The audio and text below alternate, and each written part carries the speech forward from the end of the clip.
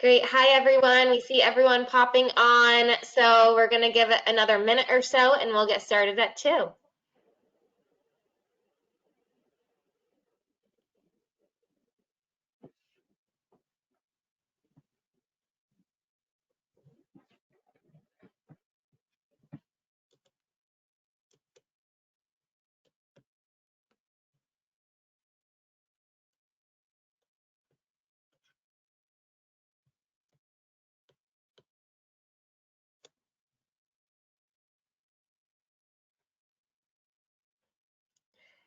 Awesome. Okay, should we get started, Jeff? I think we should. We start to see the room filling up. Let's go ahead and do it. Awesome. Hi, everyone. Thank you so much for joining Experian today for our webinar. Today, we're going to be talking about data quality automation. So before we get started, just a reminder of 2 things if this is your first time joining us. One, if you have any questions, please use the Q&A function to submit your questions. We have a Q&A portion of our webinar, so we'll get to them at the end. And 2, the webinar is being recorded. So just note that, and we will be circulating the recording with the slides in the next few days. So today we'll dive into our latest findings from our research this year. And in that research, we surveyed over 500 business leaders on their perception of data quality and how automation is really the way of the future.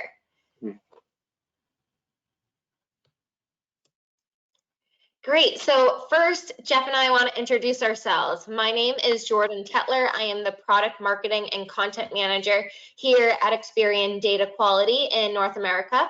I've been with the company for a little over 5 years now, and I'm based out of Boston. So I lead the global market research and thought leadership programs for our business. And I'm super excited to have Jeff Clemente here with me. So I'll pass it to you, Jeff. Yeah, thank you, Jordan. And thank you, everybody, for taking the time out of their day to join both Jordan and I and allow us to talk to you about what we're passionate about, and that's data automation. I focus, in my role here, is leading our new business program for EDQ. So I work with customers and prospects just like those that are in the audience, and have loved all the conversations we've had. We'll bring some of those conversations into this webinar and give some examples of what we've been finding.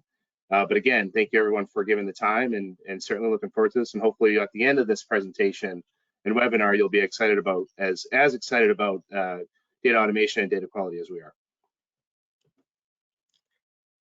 Awesome. So what are we going to chat about today? In this presentation, we're going to cover the importance of data quality, why organizations are looking to automate their data process, and really how they're tackling this type of modernization.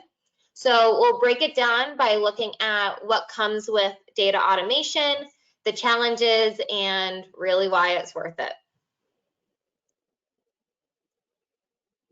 Awesome. And we're going to pop off camera so we can have all you folks on and limit any tech difficulties. So I'm going to shut this off. As am I.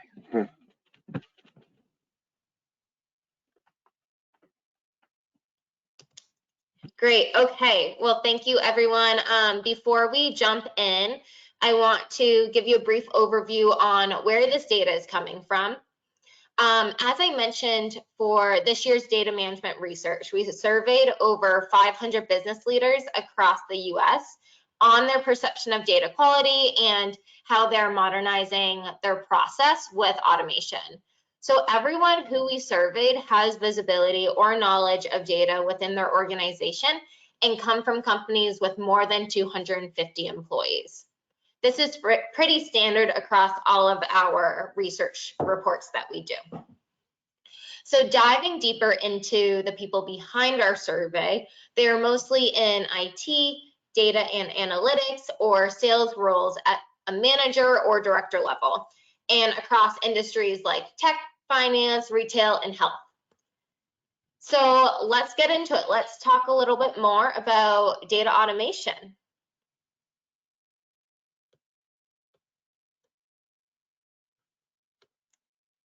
Great. So data automation refers to the automatic entry and movement or usage of data throughout your business. Basically, instead of manually entering and processing your data, data is updated programmatically. This could be through a data quality platform, or this could be as simple as having a data validation solution embedded right into your online application. So as I'm sure you guys know, we've been on this trend for a while now. And at least I think of this, but I would think others do as well. When we think about automation, we're thinking about the robots on the other end of a customer service call. But really, automation is something like, or automation is something like data process empowers a business to be more strategic. It really addresses any skill shortages, and it helps us keep up with that rapid market response that we're all seeing. So I know this topic is super broad. So I wanted to start by showing you what it looks like to automate data quality, what's that data and where it's coming from. As you can see on the slide from our research, most data is digitally collected from online applications, form fills over the phone. So like when you call into customer service and they're entering your information into their platform, and also online shopping carts. And the channels that organizations rely on to reach these customers and the digital information they are collecting include email, social media, phone numbers. This could also be names and addresses. So obviously this is only one small piece of what data could be and where it could come from, but it's an example and a starting point for us. So what this means in terms of automation is that we want to think about automating each step of the data quality lifecycle, from collection, monitoring, to usability. We want to make sure there is a streamlined workflow through these forms to automatically capture and validate this information. And ultimately, we're enabling those end users, so business users or data professionals, to actually use the data and take action on it.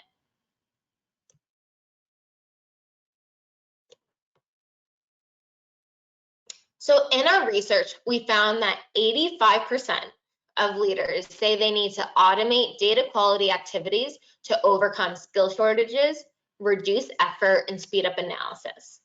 I love this stat, and we're going to continue to come back to this throughout our webinar today because it really shows what businesses expect to see once they automate. And we're also going to look at why they're continuing to invest their dollars here. And, of course, what does this mean in the long run?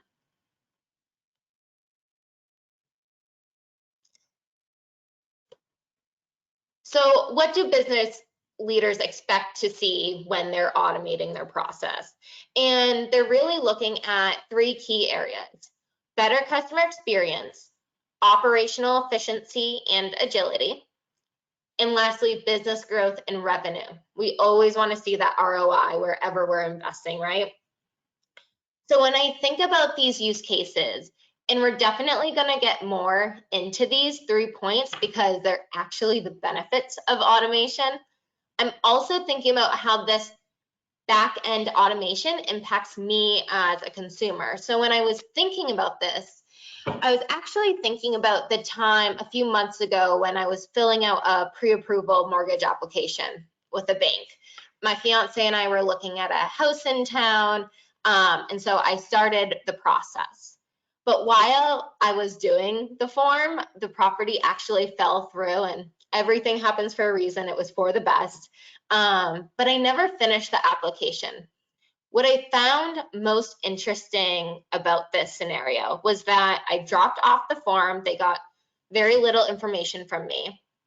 But the next day, I got a call from a different mortgage lender asking about my pre-approval process and offering an even better interest rate. So I told them I wasn't interested, and it didn't really go anywhere after that, but I was so fascinated because of one of the work I do, but also they got in touch with me so fast. So what I was seeing was that, one, they quickly this new lender quickly reached out to me. They beat out all of their competitors and were really trying to re-engage me in the process. And two, they were able to reach out to me through the right channels. This was a mortgage lender I have never worked with. It wasn't even their application that I dropped off on. And they were able to still connect with me. And I just was super surprised and thought that was really cool on how competitive they could be. That's actually a very interesting story there, Jordan. And and just hearing it for the first time, right? It's one that really matches a similar experience that I had.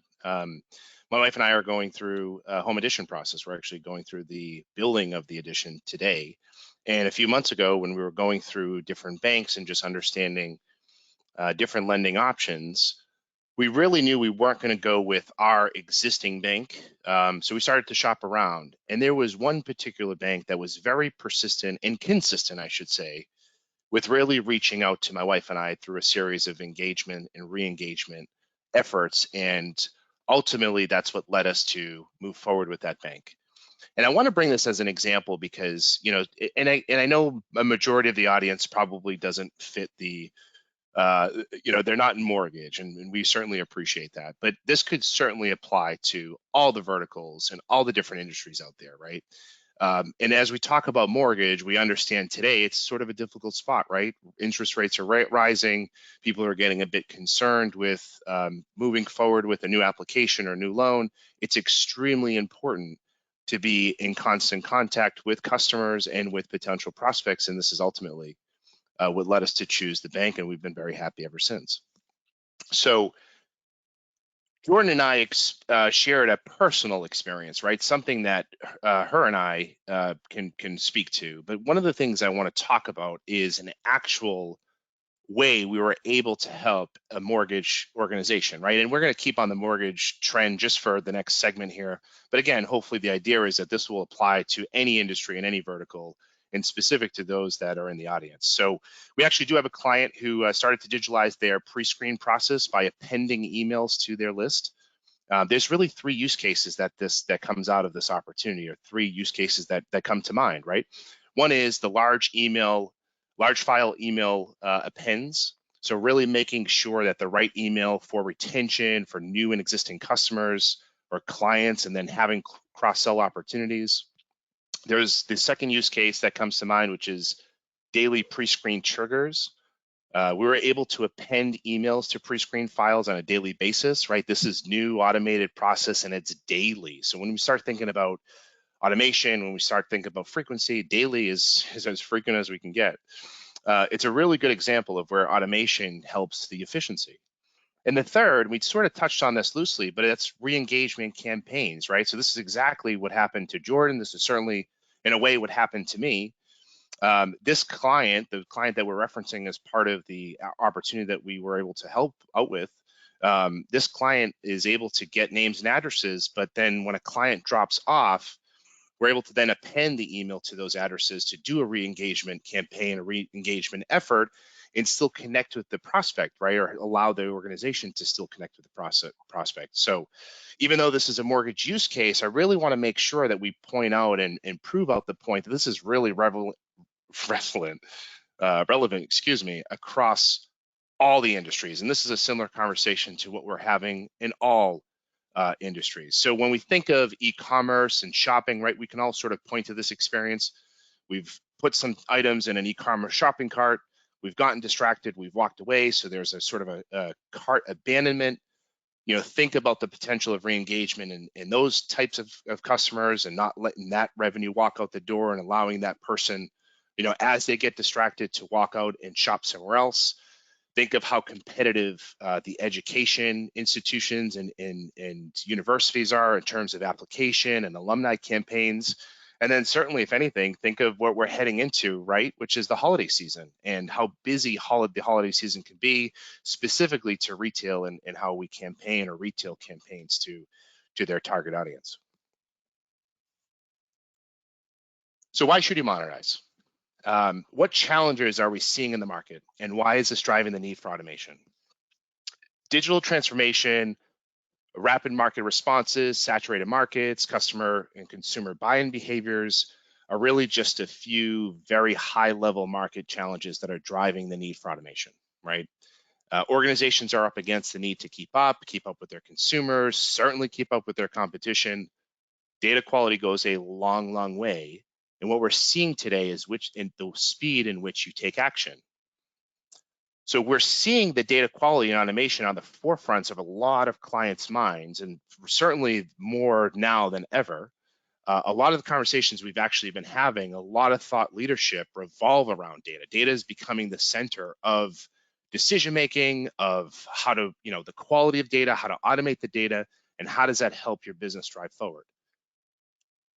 So I want to circle back to a stat that Jordan called out. 85% of leaders say that they need to automate data quality activities to overcome skill shortages, reduce effort, and speed up analytics. So I know that this applies to every industry. It certainly applies to Experian. We are in what we call the Great Resignation, right? We're seeing skill shortages, talent efficiencies in the marketplace. You couple these together, this is what puts businesses in a really difficult position, right? Around resources and, again, skill shortages. What we're seeing is you couple that, now you're coupling that with bad data, it really is putting you in a difficult position because you're making poor decisions on poor data. The better and cleaner your data is, the more you're able to automate that data, naturally, the better you're able to make those decisions. So what we want to automate is the data quality process, right? The reason being is a strong foundation of high quality insights is essential to business operation. When we facilitate and enhance this process through automation, we act faster with confidence.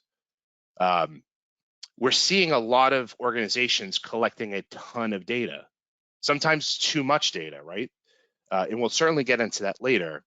And they may not be confident that they're collecting the right customer data, which is extremely important, or they're not collecting it as fast or as effective as they really should to have a proper response. So not only is data quality and the collection of good quality data and automating that data extremely important to make fundamental business decisions, it's also extremely important to collect the data and collect it in an effective way and clean the data, certainly, to make rapid and effective responses.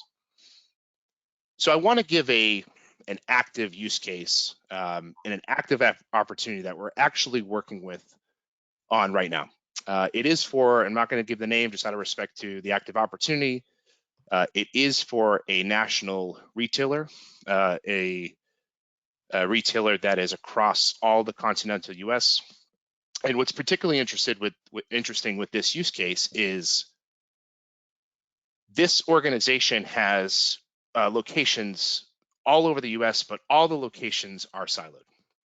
So not only are they not capturing the right client data, but what's happening is they're not able to really track the traffic and the audience of what's going through their locations, right? So if they have, a customer going to one location, they're not able to understand that the customer has the ability to go to another location, or understanding the demographics of that particular individual. And they also don't have a loyalty program. So they don't have a way of tracking customers, right? In today's industry, it's so important. And I think everyone in the audience can certainly appreciate how important a loyalty program is, because people today aren't particularly loyal to a place that they go shopping at and visit frequently, right? It's not like in our grandparents' ages where they would pick one particular department store and then that's it no matter what. We have so many different options, whether it's retail brick and mortar places or whether it's online shopping. There's a ton of different avenues today that there didn't exist before.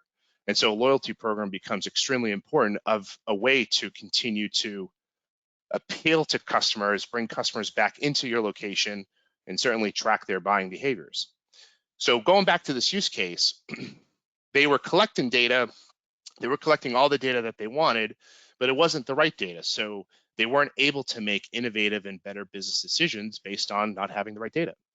So client data, in addition, is ever changing, right? So I'm sure you've heard it before, but people move, they change jobs, they change names, they change email addresses, phone numbers, right?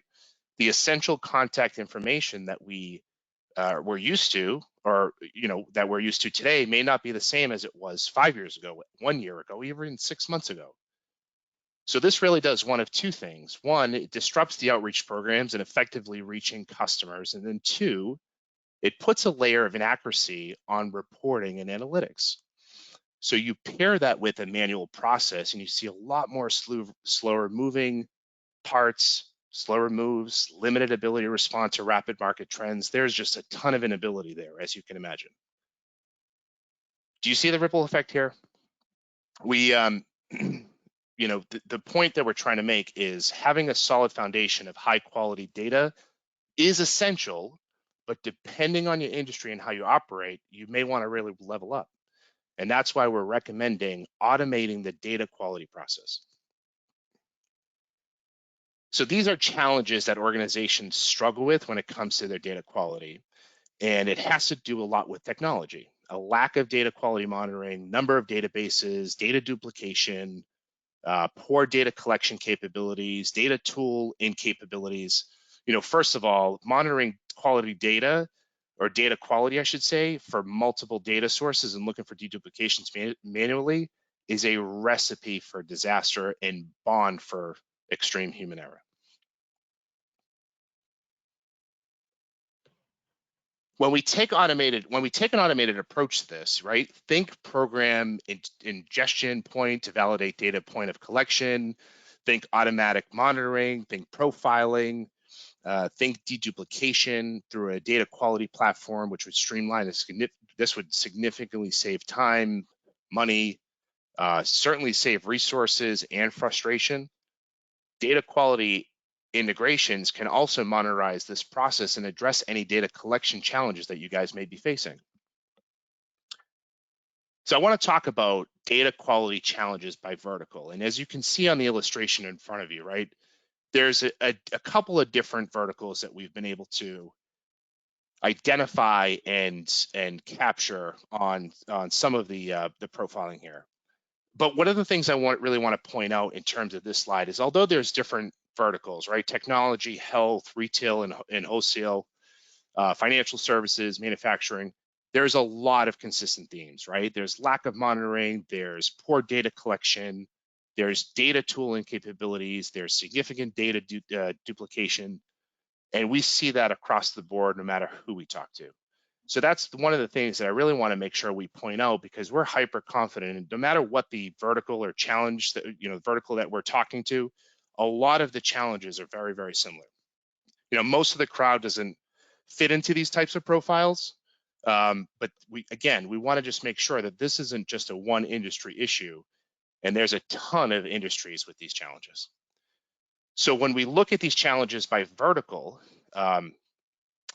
you see a lot of similarities, which is ultimately what's causing roadblocks in-house.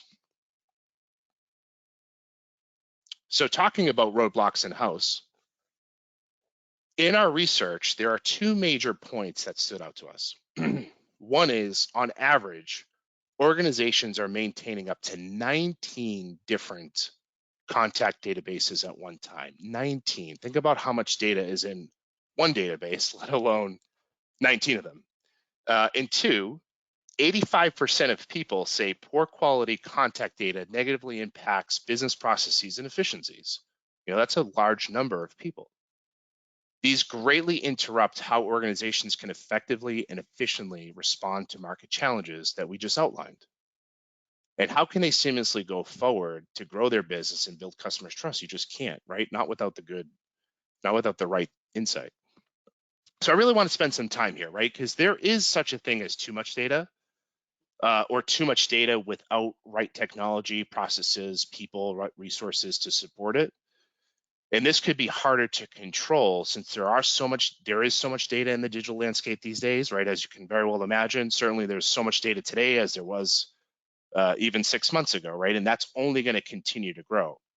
In fact, our past research has shown that there is too much data. It's harder to really see some of the value of these insights. So there's just a few points that I want to make regarding that, right? Bad data leads to poor business decisions. Naturally, you can't make any good business decision without the right information. We can all agree and appreciate that. And automating processes puts you several steps forward and puts you in line with competitors. So think about the couple examples that I used. The one use case with the national retailer. There's no coincidence that their competitor, who's also a client of ours, is doing an extremely good job with re-engagement campaigns, which bringing customers and prospects back into the location, finding creative ways to be innovative, finding creative ways to leverage bits and incentives to get people and foot traffic back into their locations. There is no coincidence as to why, because they're automating. And their competitor, the one that we're actively working on today, doesn't have that opportunity. So really want to just make sure I call out that point, as it's extremely important to tie back into what the business value is of automating your data. Jeff, really couldn't agree more. And I really loved how you framed all of that up.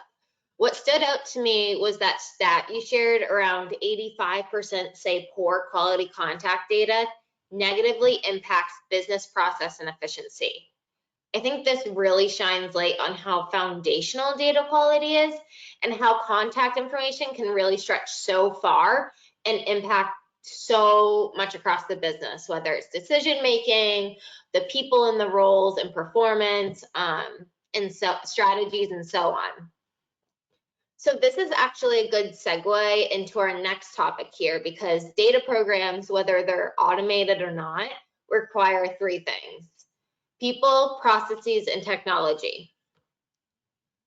So when we look at people, this is really important to those key stakeholders in the business for decision making, like we mentioned, and also the end users who are really hands-on with the data. So the data itself and the workflow it runs impacts the day-to-day of these individuals across the entire business. This could be business users like marketers, business analysts, financial analysts, sales reps, customer reps, and so on. This could also be data professionals. So we're actually seeing organizations hire more data professionals like data quality analysts, data scientists, and so on. And that's actually something that we've seen year over year.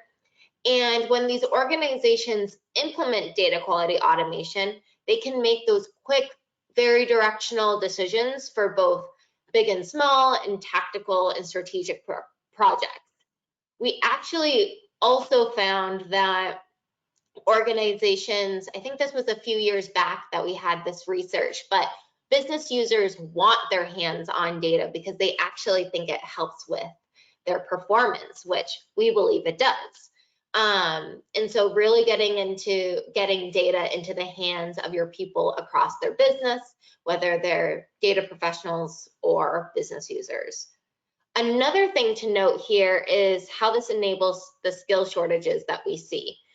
Jeff mentioned this earlier, but remember that automation can help empower employees to be more data-driven and can help ease that culture shift that needs to happen. And this actually brings us to the next point around process. So when automating, you need to really think about these processes and best practices that are established and upheld across the business. We need everyone speaking the same data language and working with the same information in terms of how to do it, those best practices. And this does, in fact, require that shift in culture. And establishing this shift, or these process rather, can help with that transition. And when you capitalize on the right data and can get it into the end user's hands faster, you see higher ROI and ultimately business growth, because business users and data professionals are getting their hands on their data faster and being able to use it faster. And so this brings us to that technology side of things.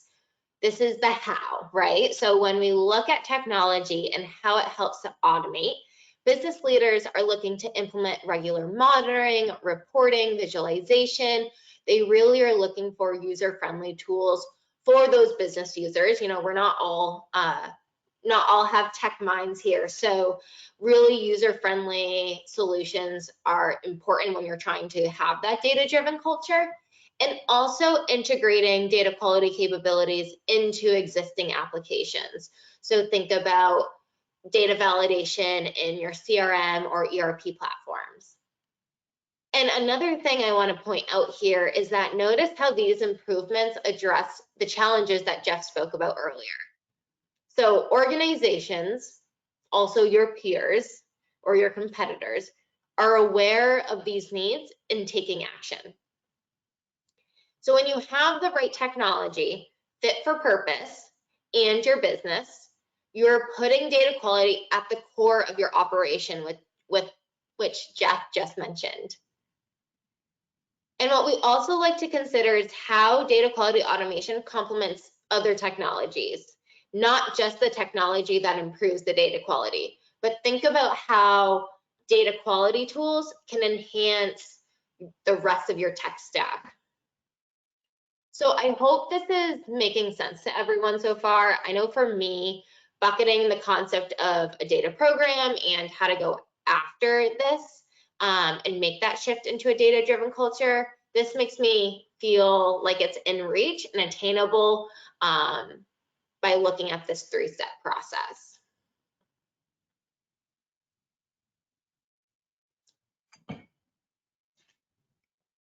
Awesome. So a good example of this is our HomePoint case study. If you don't know who HomePoint is, they are one of our leading mortgage originator and servicers in the US. And we actually help them automate and operationalize their data with our Data Arc 360 tool. So I wanted to get into this a little bit more and show you guys how, if you find this use case super interesting, we actually have a case study online as well that you can read about. And so I can also link it here. But first thing to note, and similar to what we were outlining before, is that although this is a good example for the finance industry, right? These are mortgage originator and servicers, similar to our first example. But think about how this approach and the benefits can positively impact your industry or others. So I want to keep with the people, process, and tech theme here. When we look at the people side of things, we saved the business, aka their people, 50 hours of work per month. Think about 50 hours of work. That's crazy. And this is a good example of where the business identified their talent and invested in the talent to save time and use that time more strategically. And so a data quality tool helps that process, enabled that.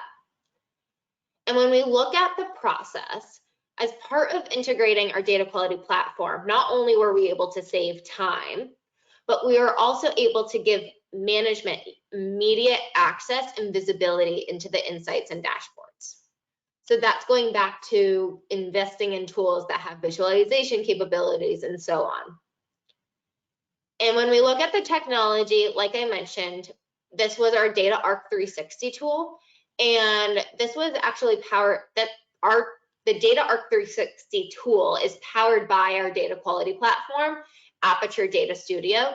And with this tool, they're really able to look at reporting data from a whole new lens.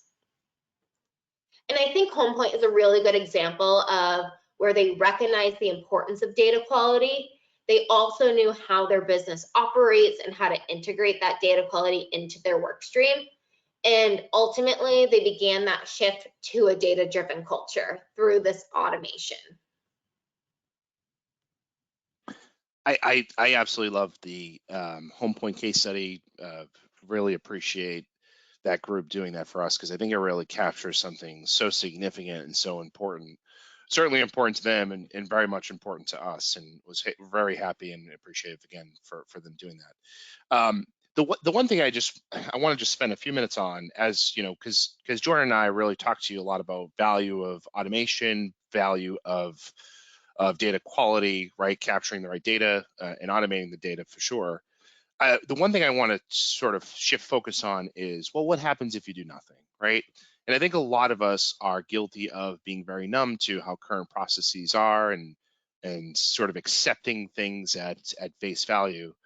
But I really want to build a case of consequence here, because a lot of organizations that we're talking to are putting data quality on the forefront of their conversation. It's one of their top 5 initiatives that they talk about through us. A lot of times, a part of the key stakeholders are also very data driven and have data mindsets. So that's something that has become a very consistent theme for us as we've been talking to a lot of customers. And a lot of customers and prospects are also recognizing, well, what happens if we do nothing, right? And if you do nothing, you really risk not knowing who your customers are. You really risk, and we all have customers, no matter what industry we are, no matter what we do, we all have customers. And so that should be very universal, that term, if you will. So you're risking not knowing who your customers are. You're risking not being able to reach out to them in the preferred channels or in the right spaces. You sort of put yourself in a position where you're making bad business decisions. You're slowing down any possibility for innovation. You're spending all sorts of unnecessary time, money, resources being your very talented people. And the list goes on and on and on, right? We can spend the rest of the 25 minutes talking about consequences. And there are a couple examples that I really want to share as part of, well, what happens if they do nothing, right? So Jordan just talked about the home point example that we just shared. They were spending 65 hours, right? 65 hours, it's over one work week, working very manual spreadsheets and preparing the data for reporting. And that's, again, 65 hours. And we were able to save them over 50 per month by automating and operationalizing their data. So think about that, right? That's taking 50 hours that someone had invested in doing this very manual process and applying that process somewhere else, right? So using that very talented individual and allowing them to focus on key areas of the business that they rightfully should. Let's talk about a consequence of one of the examples that I shared with that retail location, right? And I talked a little bit about this around their competitors, but well, what happens if they do nothing? Well, they're going to continue not collecting the right customer data. They're going to continue not understanding who their customers are. They're not going to be able to develop a really effective and efficient loyalty program. They're not going to entice individuals to go back into their locations and really build the not to overuse the word loyalty, but to build the a loyal case where someone is very particular with going into location because there's reasons to.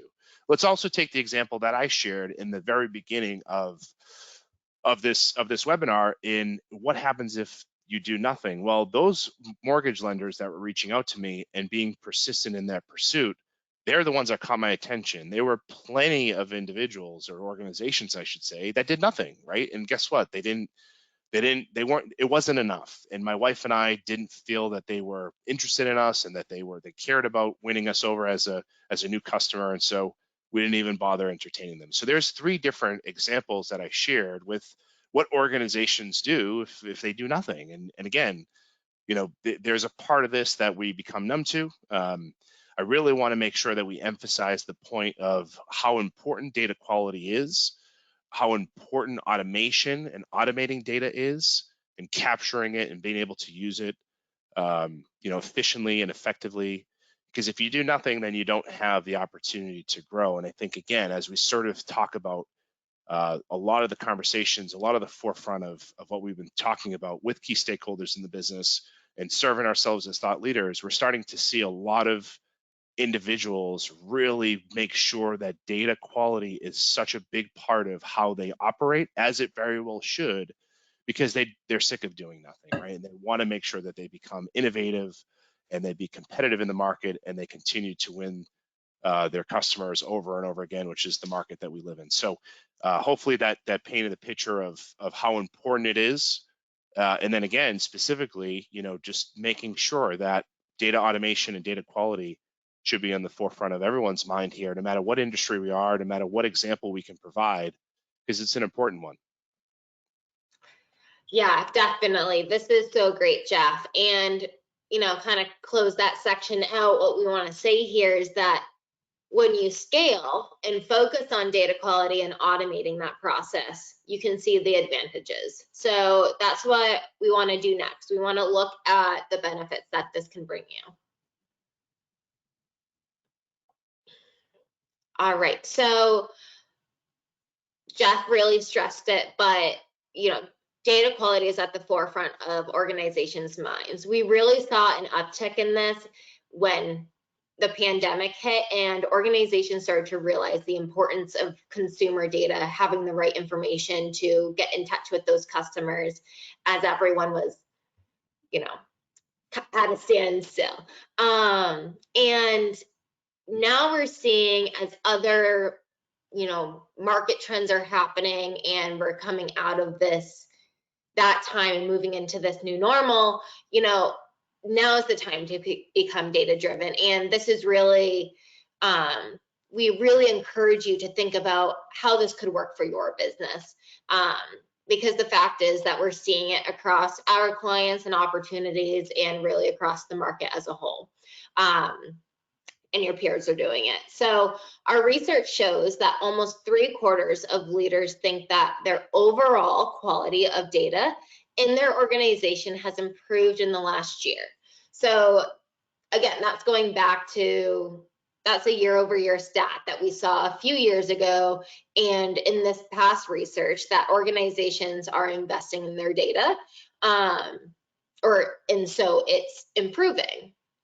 And what's super eye-catching though, and is on top of that, is that we found that 3/4 of businesses who invested in their data quality over the last year were more likely to reach and exceed their annual targets and goals.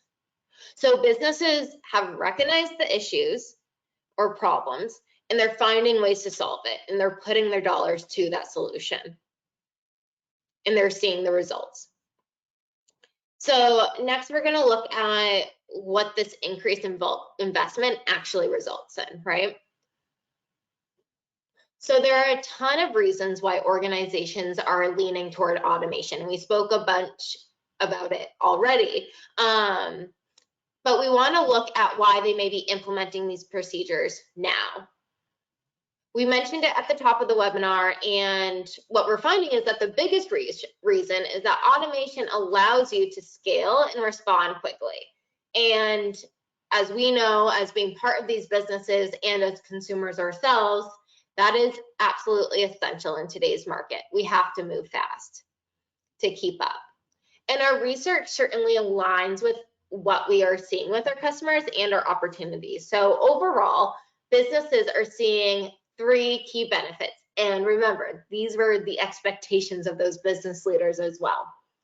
They see the benefits around operational efficiency and increased agility, improved customer experience, and business growth. And this is all as a result of automating their data quality process. So let's look at this a little bit deeper. When we look at operational efficiency, Jeff talked about this earlier around our different clients and opportunities that we have. And in the Home Point case study, it's clear that automating and operationalizing their data resulted in that time saved. So as we all know, this goes a long way. And sure, it creates efficiencies, but it also empowers employee satisfaction and that ability for business users to be more strategic. I think I mentioned it a few slides ago, but we had a stat from last year around business users really wanting their hands-on data because they believe that it helps improve their performance. And when it helps improve their performance, they can make decisions faster, and those decisions are backed by accurate information. And then we go into customer experience. So customer experience, Jeff mentioned it, that everyone has customers, no matter what industry we're in, no matter what we're doing. And because of that, this continues to be a top priority for organizations year over year.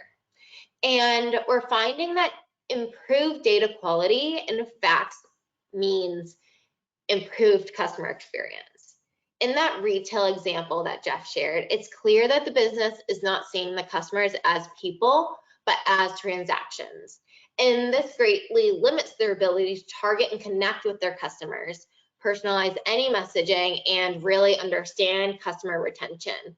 So as a consumer, think about what data you share with a business. You know, maybe you're shopping online, filling out a shopping or online shopping cart with your goods, and you share your name, address, email, and phone, and there's a lot of other information that is shared as well. And then think about how that information is used from the company standpoint. How do they get in touch with you, and what channels, what's the messaging, how is it personalized, and ultimately what keeps bringing you back. All of that back-end work, that all has to do with data. And then lastly, business growth.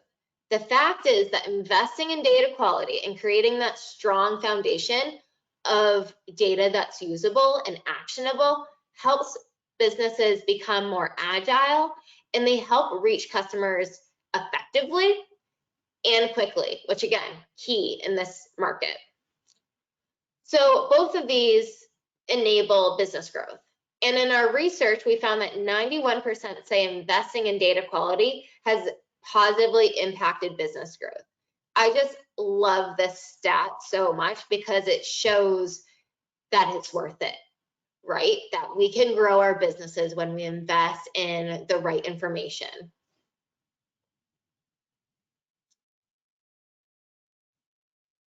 And let's talk about your path forward.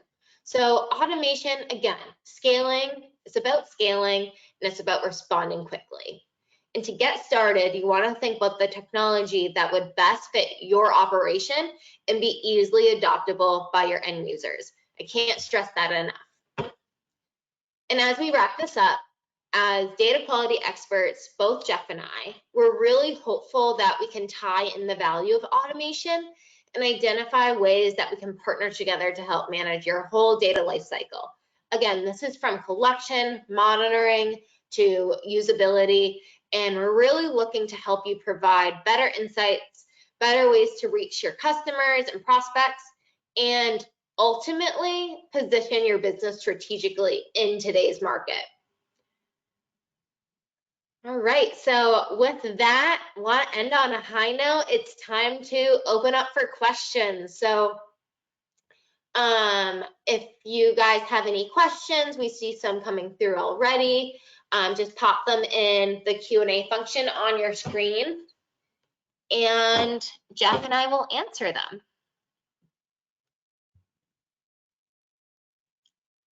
All right, so we see a few coming through.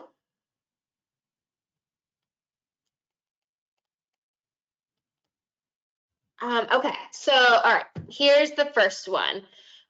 Where does the research come from? So we actually have, this is a great question. We actually have a research report. It's our data quality management research that comes out annually. And the white paper is on our website. So we'll link to it in our emails going forward. But definitely, it talks about all the stats that we shared today, and outlines our messaging around, or the research that we found around data automation and data quality itself. Great question. Great. Okay, so the next one here is that it says you talked a lot about people as part of the data program. Can you expand on that? What types of roles are being hired these days? So love this question. From my standpoint, what I see in our research is that organizations are really looking to hire data quality analysts. And so this is where they're putting their investment. And this is actually something that we've seen year over year. Every research we've done for the last 3 years, we've asked about who they're hiring. And it says that in the next 6 months, they're looking to hire data quality analysts, data scientists, data engineers, and that's been really consistent, which is really interesting. But Jeff, do you have anything else to add? No, I certainly agree. And I made a comment earlier around data being on the forefront of a lot of our customers' minds, right, and prospects' minds. And of course, as it should be, right, as you're talking to Experian data quality, data is obviously going to be the topic at hand. But what we're finding out is there are a lot more key stakeholders or more investment in high caliber, talented individuals to really address data concerns or, support the data quality movement. So um, that's a function of as naturally we're going to obviously work with and talk to a good amount of those that care about data, right? That's our jobs here at EDQ. But what we're also finding out is not only are we talking to the right individuals and talking to the individuals that care about data, we're starting to see organizational shifts where they're focusing on bringing in more data-minded, data-centric individuals into their program. So there's a huge investment, there's a huge push, again, because it sort of speaks to the value or how valuable data quality is. And I know I've said that, multiple times throughout the webinar. Hopefully I'm not being too redundant here, but really want to make sure we stretch home the point of how important data quality is and how important and what we're actually noticing in the field in talking to prospects and customers, no doubt, of how important it is to them. It's really good for us to see, obviously, as being so super passionate about it. We love to match our passion with other individuals, but yeah, that's some feedback I would certainly share on that question. All good points, Jeff. This is actually a nice segue into our next question.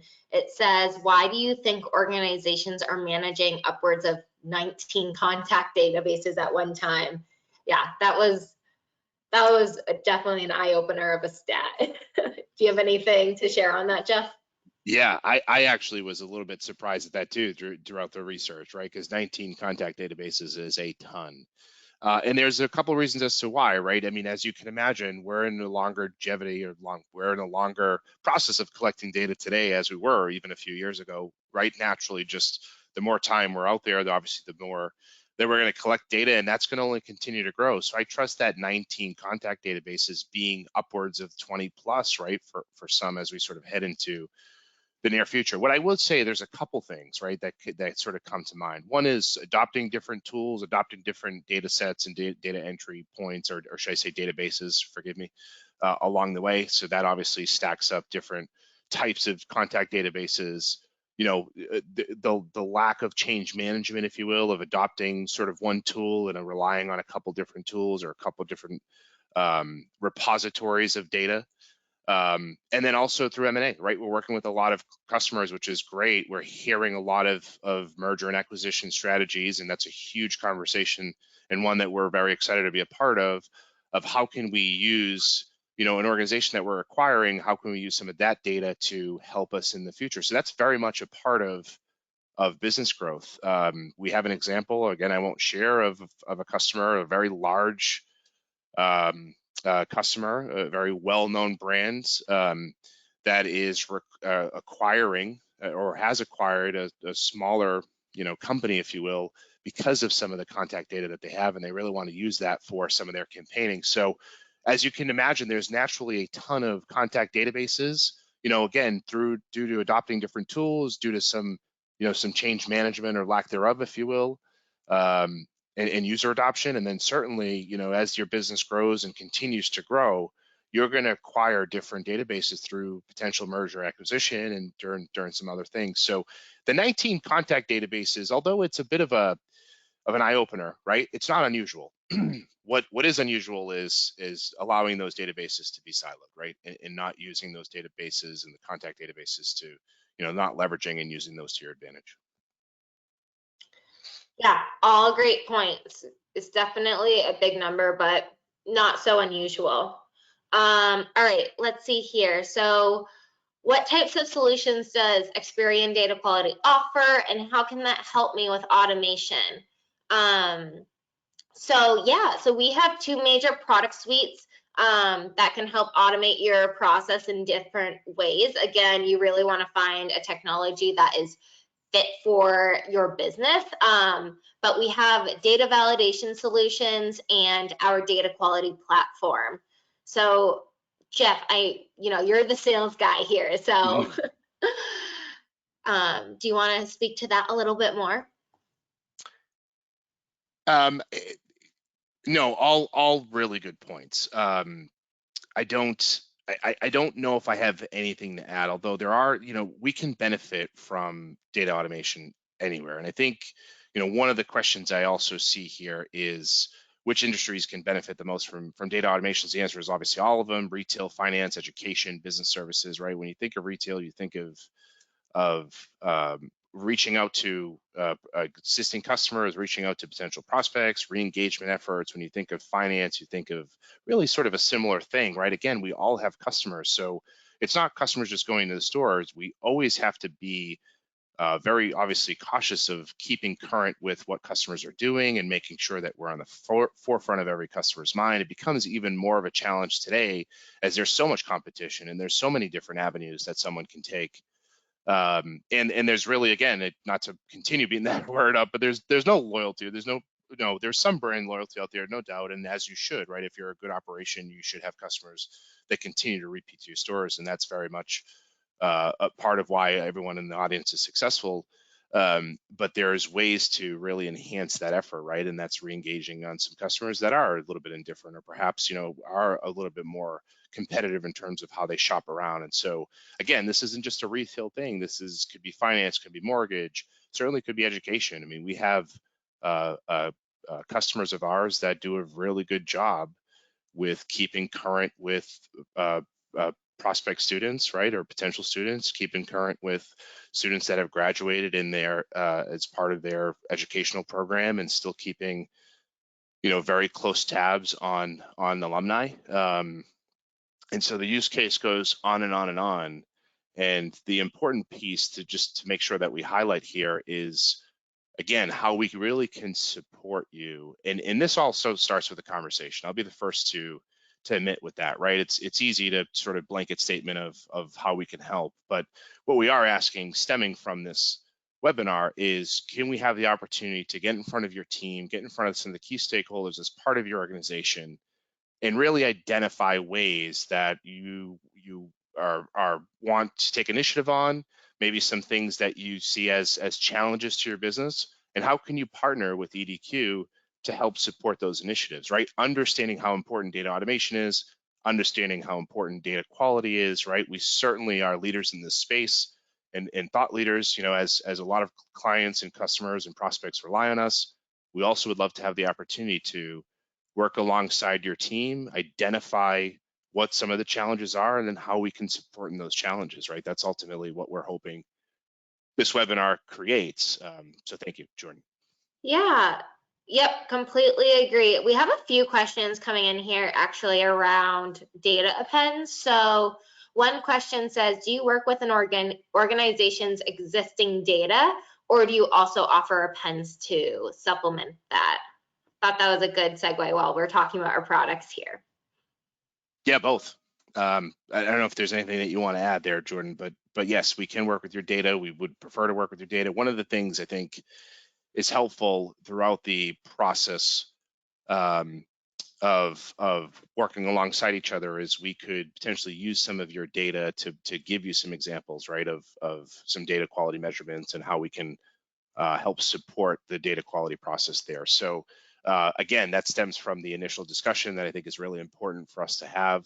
I want to make sure that everybody in the audience has both Jordan and I's contact information, so that if there are questions that you have, if there's anything that stems from this, right? If you start spinning your wheels and saying, hey, actually, EDQ very much can help me in this regard, let's have a conversation about it, and we can talk to you about the process. We have a fantastic team here, one that I'm extremely proud of. And it's not just a sales team that I'm mentioning. It's our product development team. It's our product marketing team. It's our professional service team. We just have such a fantastic team. So let us get involved. Let us start that conversation with the group and see how we can support. It all starts with that conversation. Yeah, Jeff, you read my mind, because there was another question exactly asking that around how to get in touch with us and how to get more information around pricing. So with 2 minutes left, I think that's a good place to end it, but just to recap and echo Jeff, feel free to reach out to us with any questions. We are super happy and excited to partner with you guys and get involved and be hands-on. We're going to send out the webinar and recording after this. I think it's going to get circulated in the next few days, and that's going to come from Jeff and I. So definitely respond back and ask any questions, and we'll get you in front of the right people. But yeah, okay. Well, thank you so much, everybody. We really appreciate your time with us today on this lovely Wednesday. And we hope you have a great rest of your day. Thank you, everybody.